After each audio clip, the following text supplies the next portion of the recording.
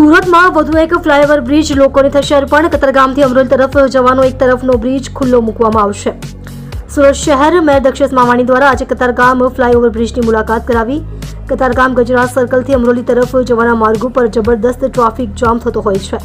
આ સમસ્યાનું વહેલી તકે નિવારણ લાવવા માટે એક તરફનો બ્રિજનો ભાગ ખુલ્લો મૂકવામાં આવશે. આગામી ઉત્તરાયણ પર્વના દિવસે આ બ્રિજ લોકોને અર્પણ કરવામાં આવશે. સુરત શહેર મેયર દક્ષેશ માવાણી દ્વારા આજે બ્રિજનું નિરીક્ષણ કરવામાં આવ્યું.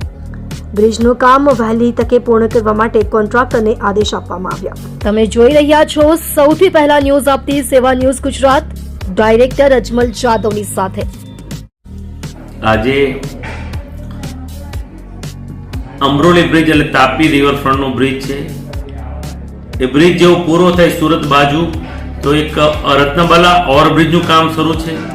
અત્યારે હાઈએસ્ટ સુરતનો જો કોઈ રિવર બ્રિજ પાસે ટ્રાફિક હોય તો અમરોલી બ્રિજનું છે. કારણ કે એક સાઈડ બધી ઇન્ડસ્ટ્રીઝ આવી છે, એક સાઈડ રેસિડેન્ટ આવ્યું છે એટલે તમામ લોકો આ બ્રિજનો ઉપયોગ કરતા હોય છે. એમાં રત્નમાલી પાસે ખૂબ જ ટ્રાફિકના ભાગરૂપે મહાનગરપાલિકા દ્વારા અત્યારે ઓવરબ્રિજનું કામ શરૂ છે. ઘણા સમયથી આ ઓવરબ્રિજનું કામ ધીમી ગતિએ શરૂ હતું, તેને કડક સૂચના આપી હતી અને અત્યારે જાન્યુઆરી મિડમાં એને ડેટ આપી હતી. તેના ભાગરૂપે આજે નિરીક્ષણ કર્યું. જેવા કમૂરતા ઉતરે એવા તરત આ બ્રિજને અમે સુરતીઓને એક બાજુનો રેમ સમર્પિત કરી દઈશું. એટલે 50 થી 60% જેટલું ટ્રાફિકનું ભારણ અમરોલી બ્રિજ પર આવનાર સમયમાં ઘટશે.